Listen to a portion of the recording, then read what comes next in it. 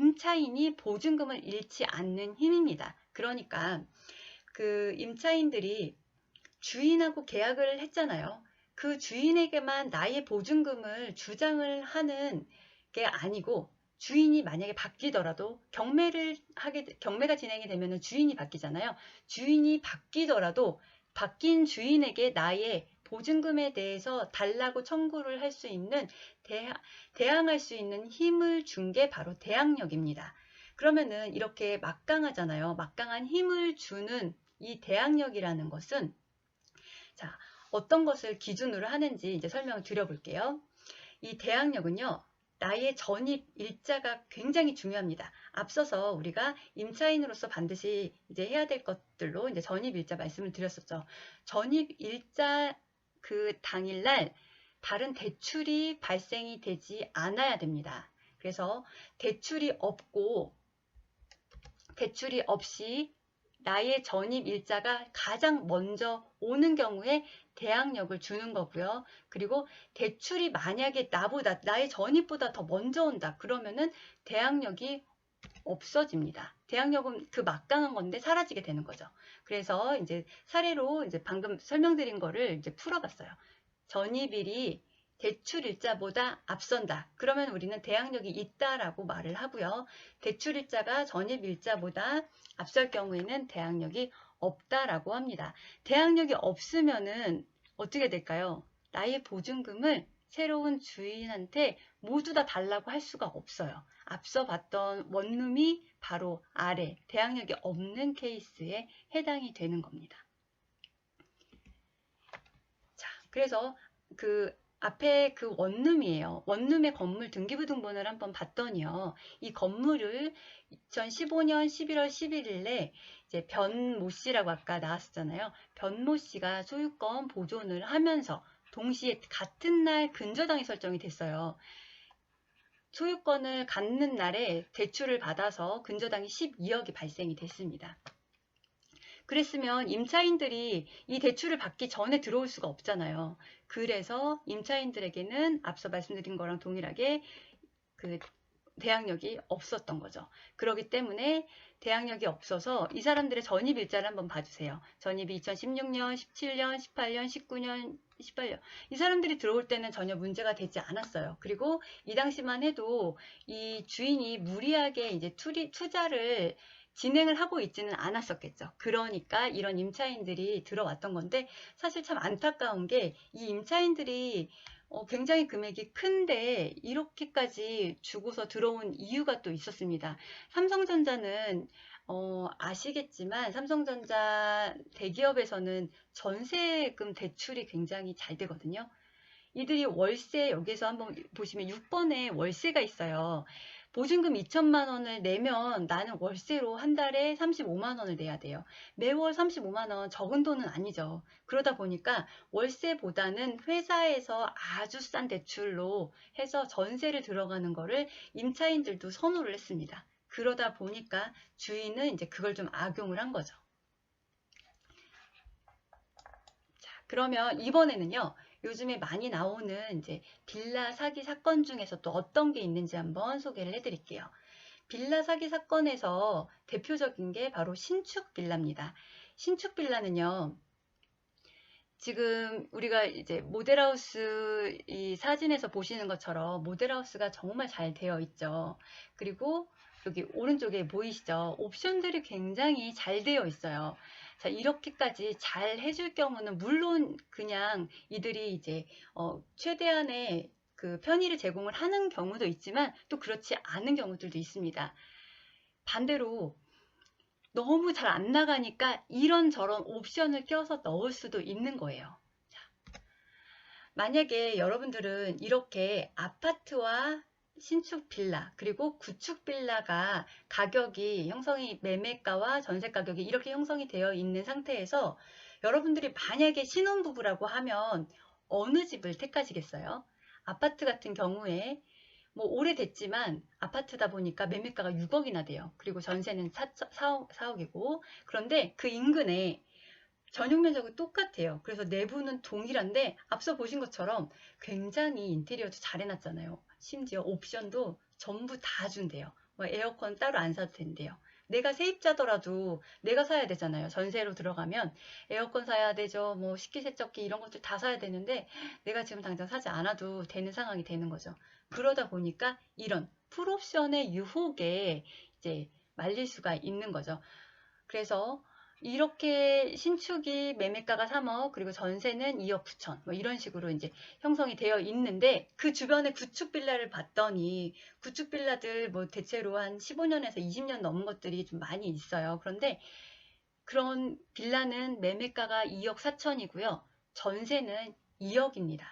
굉장히 금액 차이가 뭐 신축하고 봤을 때 9천만 원 차이니까 이제 갈등이 오는 거죠. 대출을 조금 더 받고, 그렇죠. 대출을 조금이라도 더 받아서 그냥 신축을 가지 않을까요? 대부분 그렇게 생각을 할 것 같아요. 그래서 저 역시도 이런 그 신축 빌라의 비밀을 잘 몰랐다면은 당연히 여기에 혹했을 것 같아요. 왜냐면 풀옵션이 있고, 이 사진들 보세요. 얼마나 옵션이라던가 아니면은 진짜 아파트 느낌 나잖아요. 새 아파트 들어가지 못하는 사람들에게는 굉장히 좋은 옵션이 될 수가 있습니다. 자, 여기서 갭에 대해서 한번 잠깐 이제 짚어보고 넘어갈게요. 뭐 대부분 아실 것 같은데요. 갭이라는 거는 매매가에서 전세 가격을 뺀 거죠. 그리고 전세가율이라는 게 있습니다. 이 전세가율을 제가 몇 번 더 언급을 하게 될 건데요. 조금 설명을 이제 드려보면 빌라가 매매 가격이 1억이에요. 1억짜리 빌라에 전세를 9천만 원에 맞췄습니다. 그러면 이제 내 돈이 1천만 원이 들어가겠죠. 갭 1천만 원으로 이제 투자를 할 수가 있는 집인 거예요. 그러면 이때 이 집은 전세가율을 90%다라고 볼 수가 있습니다. 그리고 이제 오른쪽에 보시면은요. 전세 가격이 7천만 원이에요. 이때는 전세 가격 7천만 원인 이 집은요. 이제 전세가율이 70%가 되는 거죠. 이렇게 이제 전세가율에 대해서 이제 다 아시겠죠. 전세가율이 90%와 70% 이렇게 이제 차이가 있는데 지금 현재는 굉장히 전세가율이 높은 집들이 많아요. 빌라들이. 그래서 지금 신축 빌라의 문제도 전세가율이 높은 게 문제인 건데요. 그리고 가격이 그 주택의 가격 자체가 지금 떨어지다 보니까 신축 빌라처럼 일반 빌라 역시도 전세가율이 지금 시세 대비 전세가율이 너무 높은 거죠. 그래서 전세 가격이 너무 높다 보니까 이 집이 새로운 세입자가 들어올 때 그 기존 세입자의 금액만큼을 주고 들어올 사람이 없는 거예요. 그래서 결국에는 이제 주인들이 그 차익을 지불하지 못해서 세입자는 못 드리고 또 세입자를 드리더라도 낮은 전세 가격, 그러니까 여기서 보시면은 전세 가격이 기존에는 9천만 원에 들어있었던 세입자가 있다가 다시 세입자를 드리려고 했더니 오른쪽처럼 7천만 원에 들어오겠다는 세입자들만 있는 상황이다. 이렇게 보시면 돼요. 그럼 그 차액인 2천만 원을 내가 지금 내줘야 되는 상황인 거죠. 그런데 그 빌라왕 같은 경우에는 이런 빌라가 한 채가 아니고 1,000채가 넘는다고 해요. 그래서 얼마 전에 그 빌라왕의 그 빌라 한 채가 낙찰이 됐었고요. 하반기에는 1,100여 채가 경매로 또 나올 예정이라고 합니다. 그리고 이런 빌라가 사실 그 사람 한 명의 이제 빌라만 나오는 게 아니죠. 수두룩하잖아요. 우리 주변에 보는 것들이. 그래서 이제 이러한 현상들이 지금 문제가 되는 거예요. 자, 그러면 신축 빌라의 그 안 좋은 점들을 앞서 말씀을 드렸던 걸 좀 정리를 해볼게요. 자, 이 신축 빌라가요. 시간이 지나요. 2년, 내가 2년 계약을 하고 살았다가 2년이 지나거나 혹은 뭐 플러스 2년을 더 살아요. 4년이 지나요. 그러면은 점점 가면 갈수록 얘도 역시 뭐 아직 당장 구축까지는 아니어도 신축급은 아니게 됩니다. 그러니까 신축이라는 프리미엄이 얘도 언젠가는 빠지게 되는 거예요. 그리고 빌라를 절대로 아파트랑 비교를 해서는 안 됩니다. 그런데 얘가 새 빌라다 보니까, 새로 지은 빌라다 보니까 비교를 아파트랑 하게 되는 거예요. 우와, 빌라가 새 아파트 느낌이 난다 라는 생각에 아파트 가격보다는 현저하게 싸니까 얘 가격이 별로 비싼 게 아니다라고 생각을 하게 되는 거죠. 자, 그리고 풀옵션은 정말 미끼일 뿐입니다. 자, 한번 생각을 해보세요. 우리가 그거를 렌탈을 한다고 생각을 해보면 별로 안 비싸요. 렌탈료로 1년을 치더라도요. 그렇게 비싼 금액이 아니거든요. 그런데 당장 그 풀옵션에 대해서 하나하나를 내가 내 돈 주고 산다고 하면은 뭐 그 돈은 한 1,000만 원에서 2,000만 원 정도 되겠죠. 그러니까 와 1, 2천을 세이브를 하네라는 생각에 우리는 이제 이 풀옵션의 미끼에 넘어갈 수가 있게 됩니다. 그리고 이제 끝으로 매매 가격이요. 전세 가격하고 거의 비슷해요. 심지어는 한 채를 사면은 돈을 오히려 더 주는 경우도 있다고 하더라고요. 그 매매 가격이 500만 원 정도 싸게 그렇게 분양을 하는 경우도 있다고 해요. 대부분 전세가율이 높습니다. 그래서 이 신축 빌라는 이런 높은 전세가율이 있기 때문에 그 앞서 말했던 일반 그 빌라 같은 경우에는 전세가율이 높지 않더라도 지금처럼 부동산 침체기가 되고 전세 가격 자체가 하락이 됐을 때 문제가 발생이 되는데 신축 빌라는 대부분 늘 이 위험이 따른다고 보시면 될 것 같아요. 자, 이번에 소개해드릴 사기 유형은요. 정말 저도 깜짝 놀랐는데요. 한번 날짜를 보세요. 여기에 이제 기사거든요. 경향신문의 어제 날짜에 나온 기사입니다. 제목을 읽어드리면 신종 전세 사기 이토록 쉬웠다. 세입자 몰래 도장을 파서 전입신고서에 꾹.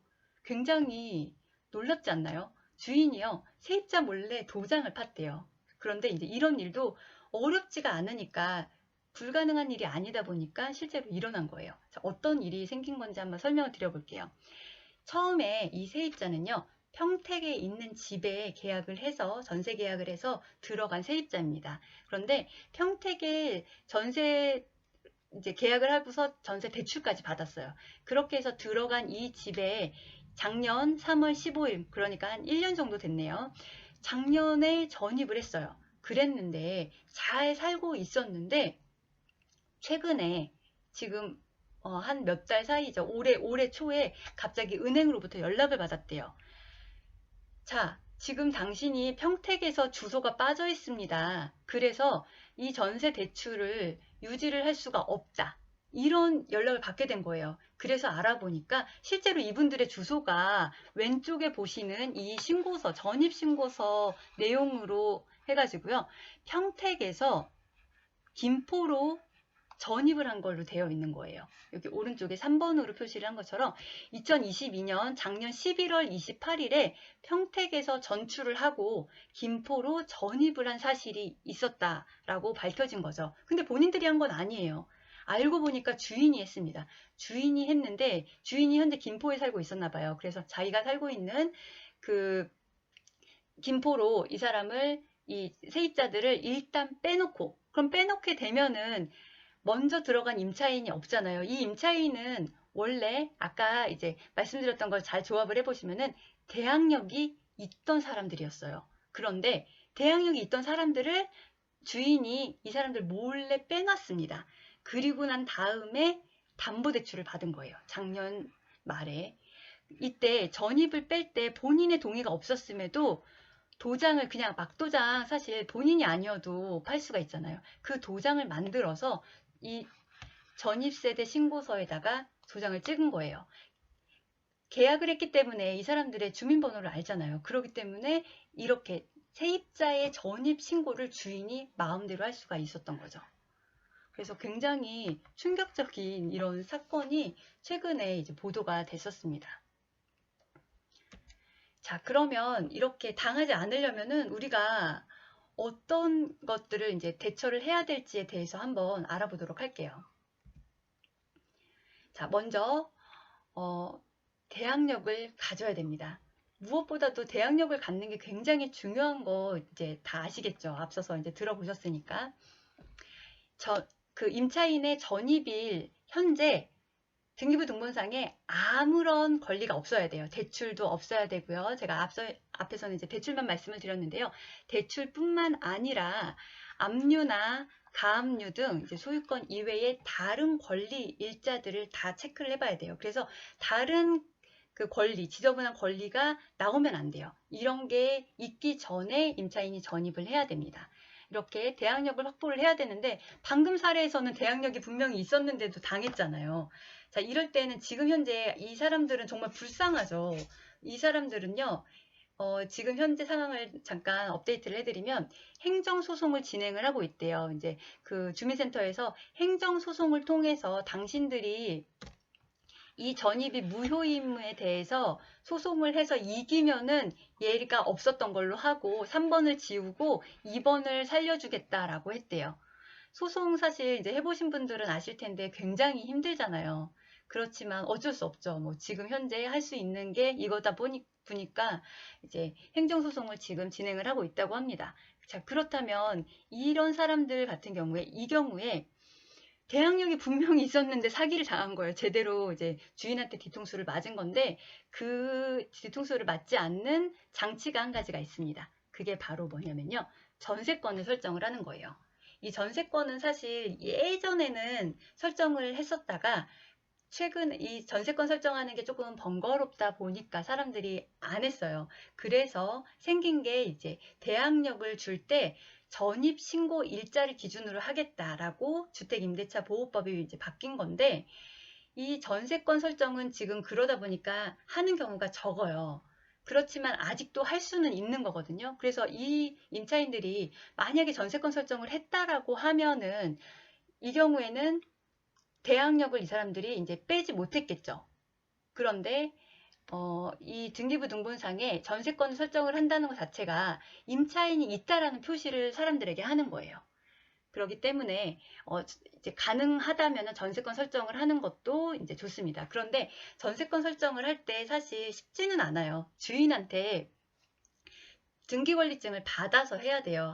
그러다 보니까 주인들이 조금 싫어하기는 합니다. 하지만 지금 전세권 우리 이제 보증금이 굉장히 불안하잖아요. 그러기 때문에 나의 전세권을 나의 보증금을 지키기 위해서 전세권을 설정을 하는 부분도 굉장히 이제 중요한 부분이라고 볼 수가 있습니다. 자, 그런데 또 대항력이 있는 경우가 있지만 아까 봤던 원룸에 살아야 되는 경우들도 우리 분명히 있잖아요. 이런 경우에는 그 건물 가격 자체가 이제 많다 보니까 대출을 어쩔 수 없이 먼저 받은 게 있을 수 있단 말이죠. 그래서 나는 대항력이 없다. 이럴 경우에는요. 최우선 변제금이라는 거를 기억을 하셔야 돼요. 최우선 변제금이라는 걸 이제 설명을 드릴게요. 최근에 이 전세 사기 때문에 정부에서 나온 그 개정된 시행령이 있어요. 주택임대차보호법 시행령을 이런 식으로 이제 바꿔서 2023년 2월 14일에 이렇게 시행을 한다라고 했습니다. 그래서 여기에 보니까요. 최우선 변제라는 말이 나오고요. 앞에 서울특별시에 현행 1억 5천만 원인 거를 1억 6천5백만 원 이하로 바꿔주고 이제 이거는 보증금액이래요. 그 다음에 변제금액은 그보다는 좀 적죠. 5천만 원이었던 거를 5,500만 원으로 바꿔주겠다, 이제 올려주겠다라고 했습니다. 자, 최우선 변제금이라는 이제 단어가 조금은 생소하신 분들이 계실 수 있는데요. 사실 우리는 조금 앞서서 최우선 변제금이라는 거를 봤습니다. 이게 바로 뭐냐면요. 아까 임차인들 기억하세요? 임차인들이 2,700만 원씩 받아갔잖아요. 그게 바로 이 최우선 변제 금액에 해당이 돼서 받게 된 최우선 변제 금액이에요. 그러니까 보증 금액이 이 범위 안에 들어와야 되고요. 이 범위 안에 들어온 보증금에 대해서 변제를 해주는 금액이 우측에 있는 금액이다라고 보시면 돼요. 자, 이거를 한번 표를 다시 한번 보여드리겠습니다. 지금 보고 계시는 표가요. 지금 현재 우리나라의 주택임대차 보호법에 연차별로 이제 나오고 있는 최우선 변제금 표인데요. 여기에서 가장 중요한 거는요. 담보물건 설정일이에요. 담보물건을 설정을 한 날짜가 등기부 등본에서 확인을 해야 됩니다. 그러니까 임차인이 전입을 한 날짜가 아니에요. 전입한 날짜를 기준으로 해서 이 표를 보는 게 아니고요. 담보 설정, 그러니까 앞서서 봤던 사례에서는 2015년 11월 11일 기억을 하실지 모르겠는데 2015년 11월 11일에 대출을 받았어요. 그러다 보니까 그 기간을 찾아야 됩니다. 그래서 오른쪽 표에 제일 위에 있죠. 이 기간에 해당이 되는 거였고요. 그 다음에 계약을 봤을 때 이 보증금의 범위는 아까 그 위치가 기억하시죠? 수원이었어요. 수원이니까 서울 아니고 두 번째에 해당이 됩니다. 8천만 원 이하의 보증금까지만 보호를 해주겠대요. 그럼 만약에 보증금이 8,100만 원이었다면 어떻게 될까요? 8,100만 원이었다면 변제를 단 1원도 받지 못합니다. 이 표에 의해서는. 그래서 이 수원에서는 최대 8천만 원까지 계약을 했을 경우에 받을 수 있는 대상이 됩니다. 그렇지만 대상은 되지만 실제 받을 수 있는 돈은 8천만 원 전액이 아니에요. 안타깝지만 변제해 줄 수 있는 맥시멈은 2,700만 원입니다. 그래서 제가 드리고 싶은 말씀은 이거예요. 이럴 때 어쩔 수 없잖아요. 우리가 리스크를 지고 이런 세입자가 35명이나 되는 건물에 들어가야 되고, 나 말고 다른 방들, 빈방 말고는 다 나보다 앞선 세입자들이잖아요. 그런데 운 나쁘게 내가 들어가고 바로 경매 진행이 될 수도 있거든요. 그러기 때문에 좀 최대한 보수적으로 보고 보증금 자체를요, 2,700만 원으로 해야 됩니다. 2,700만 원으로 설정을 하게 되면은 앞선 사례에서 이제 1,000만 원, 2,000만 원 보증금을 낸 사람들처럼 전액을 받을 수가 있어요. 내가 낸 돈 1원 한 푼 뜯기지 않고 전액을 다 받을 수가 있습니다. 그래서 이런 부분은 월세가 나가는 부분은 뭐 이제 전세를 월세로 살아야 되는 부분에 대해서는 우리가 이제 감수를 해야 되겠지만, 그렇지만 우리가 큰 돈을 날리지 않기 위해서는 이 방법이 굉장히 이제 중요하다라는 거를 기억을 해주시면 좋겠습니다. 자, 그리고 이제 그 빌라의 사례에서 한번 말씀을 드릴게요. 특히 신축 빌라일 경우 시세 조사를 한번 해보셔야 돼요. 그냥 일반 빌라도 시세 조사를 하셔야 되는데요. 비슷한 면적에 대해서 연차별로 한번 체크를 해봐야 됩니다. 내가 들어가려고 하는 집이 있잖아요. 그 집하고 비슷한 면적으로, 그리고 연차도 비슷한 연차에 대해서 조사를 한번 해보셔야 돼요.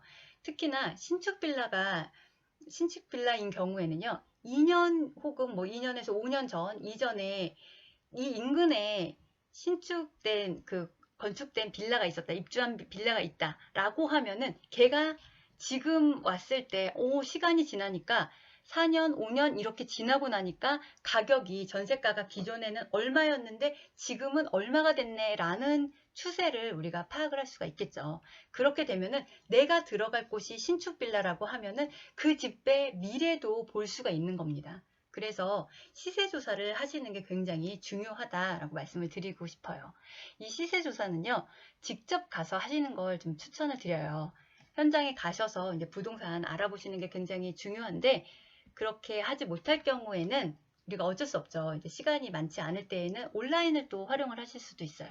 최근에는요, 안심 전세 앱이라는 거를 이제 정부에서 마련을 했어요. 그래서 이 안심 전세 앱에서 시세를 제공을 한다고 합니다. 위에 있는 사례 이 사진을 보시면은요, 준공을 하는 시점에서 1개월 전, 그리고 그 준공 이후에 1개월 후, 이때 시세를 제공을 한다고 해요. 그러니까 준공 전에 한 달 전까지는 잠정적인 시세, 감정평가사가 이제 감정을 하는 금액인 것 같아요. 그렇게 그 금액을 제공을 해주고, 그 다음에 한 달 후에는 이제 그 확정된 시세를 제공을 해주겠다라고 합니다. 그리고 이제 아래 보시면은요, 굉장히 좋죠. 이 주택에 대해서 이제 정보를 입력을 하게 되면은 이런 결과가 나온다고 합니다. 자, 이 집은요, 시세가 3억 원이고, 그 인근 인근 지역의 전세가율 대비 내가 들어가려는 전세 가격은 70%밖에 되지 않습니다.